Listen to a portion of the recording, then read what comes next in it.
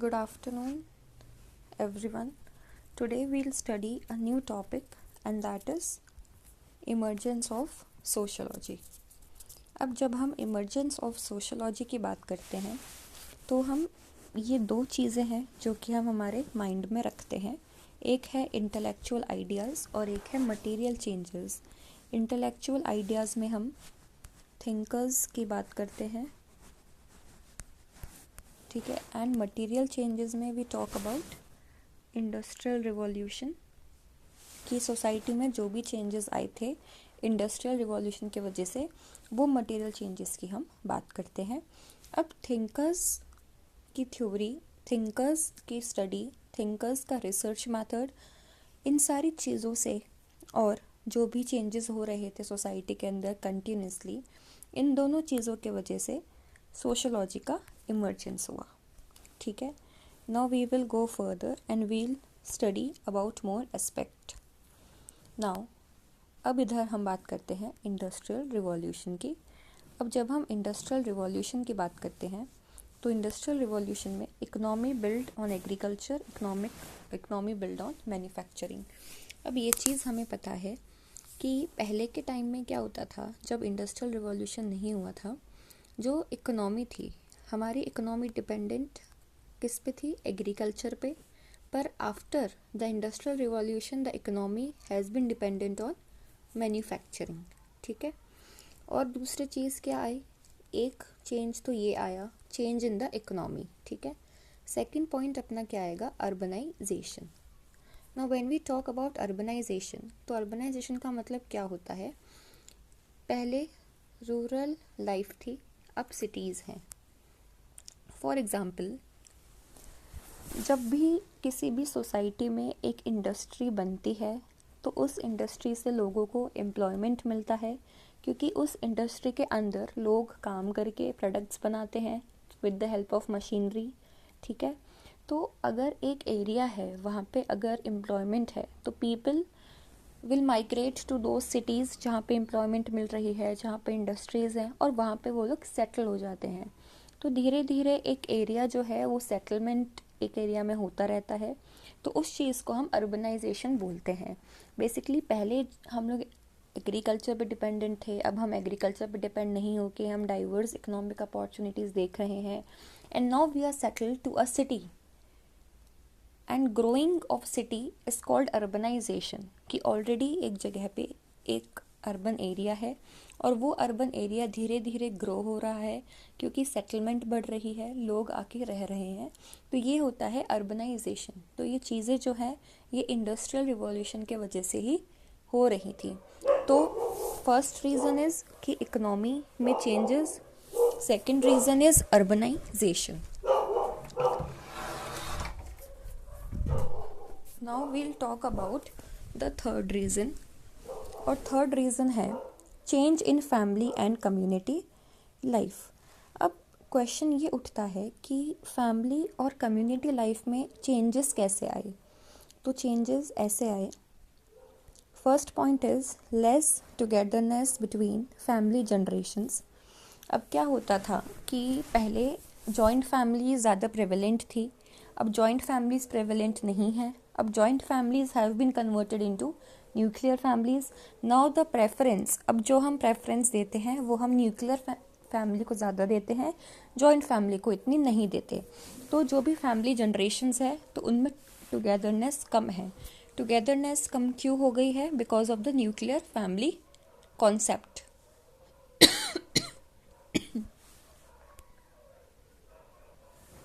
Next point is new source of knowledge and expertise. Obviously industrial revolution के वजह से जो भी हमारी टेक्नोलॉजी थी उसमें एडवांसमेंट्स आए, नई तरीके की मशीनरी आई, हम लोगों को नई नई तरीके की नॉलेज मिली कि how things actually work out, what are the technological advancement जो कि सोसाइटी में हुए हैं, ठीक है. Third is creation of specialized social institution such as education and health care. अब जो सोसाइटी है उनके अंदर सोशल इंस्टीट्यूशंस का सेटअप होने लगा, एजुकेशन सेंटर्स खुलने लगे, एजुकेशन स्कूल वगैरह ये खुलने लगे. एंड हेल्थ केयर पे फोकस दिया गया. Last point is rise in social problems like crime, disease, etc. Now, when we talk about industrial revolution, तो यहाँ पे 3 रीजंस हैं. सबसे पहला है change in the economy. Economy में चेंजेस आए. पहले जो इकोनॉमी थी वो एग्रीकल्चर पे बिल्ड थी, अब जो इकोनॉमी है वो मैन्युफैक्चरिंग में बिल्ड है. Second point is urbanization. ठीक है, रूरल लाइफ जो है वो अर्बन लाइफ में कन्वर्ट होती गई और कन्वर्ट हो रही है आज भी. Third is change in family and community life. पहले जो टुगेदरनेस थी फैमिली के बीच में अब वो नहीं है due to the concept of nuclear family. ठीक है, इसमें सेकंड पॉइंट है कि new source of knowledge and expertise हमें मिल रही है. कैसे मिल रही है? थ्रू टेक्नोलॉजिकल एडवांसमेंट जो कि हमारी सोसाइटी में हो रहे हैं. Okay, next point is creation of specialized social institutions. Health care centers and educational institutions were set up. धीरे धीरे लोगों को भी इंटरेस्ट आ रहा था. इंटरेस्ट वो लोग ले रहे थे कि हम भी ये जो डेवलपमेंट की रेस है इसमें हम भी पार्टिसिपेट करें, हम भी ग्रो करें. ठीक है. And last point is rise in social problems. Obviously जहाँ पे लोग रहते हैं, the place where people live, there will always be a social problem. Social problem हमेशा एग्जिस्ट करेगी जहाँ पे भी ह्यूमन का एग्जिस्टेंस है, because there will be crimes, there will be diseases, there will be theft and everything. ठीक है, there will be threat, there will be theft, सब कुछ एग्जिस्ट करता है एक सोसाइटी के अंदर. Next point is emergence of scientific thought. Now when we talk about emergence of scientific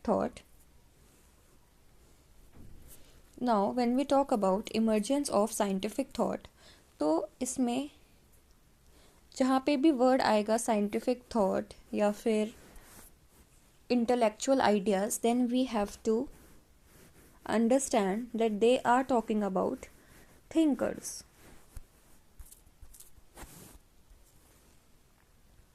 Next, this is an image which I find that will be very useful.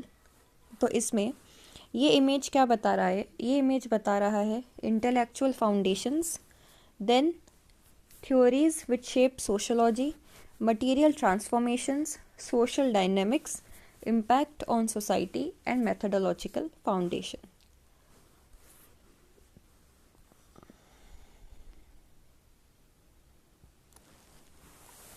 Now factors that contributed the emergence of sociology. Sociology is a social science that aims to understand and explain human behavior in society. Sociology एक ऐसी social science है जो कि हमें society में human behaviour समझाती है. It emerged as a distinct field of study in 19th century and has since then developed into a multifaceted discipline with a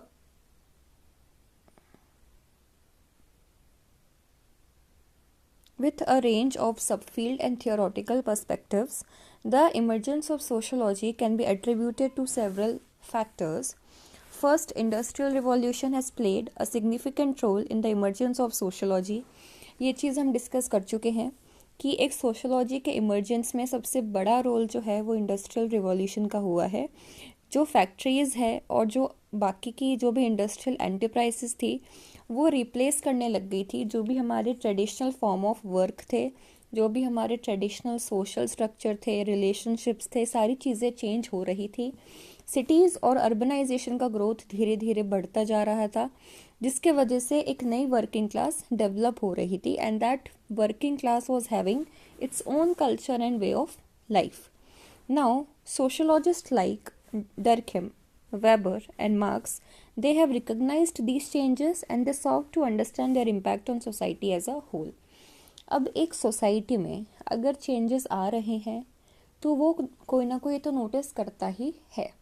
for example, now when the changes were there or when the changes were happening in the society, तो जो भी thinkers थे जैसे कि Karl Marx हो गए या sociologist हैं कार्ल मार्क्स, वेबर, डर्कहेम, अब इन्होंने ये चेंजेस नोटिस करे. and they have thought of studying these changes with the perspective of society, and they have thought to study the society as a whole. Now second is the enlightenment period. अब जब हम बात करते हैं enlightenment period की, तो this period have is emphasize on reason and rationality. ये जो पीरियड था, अब इस पीरियड ने क्या, जो भी ट्रेडिशनल हमारे बिलीव्स, सुपरस्टिशंस या फिर जो भी प्रैक्टिसेस हमारी एग्जिस्ट करती थी, उस चीज़ को इन्होंने चैलेंज करा. Means they were totally against the traditional beliefs and practices and everything, and they have emphasised, उन्होंने बोला कि instead of believing the traditional practices and everything, we should focus on the evidence and scientific inquiry. उन्होंने बोला कि society के बारे में आप क्रिटिकली सोचो, ठीक है ना. August Comte have use the approach to develop scientific method of studying the society.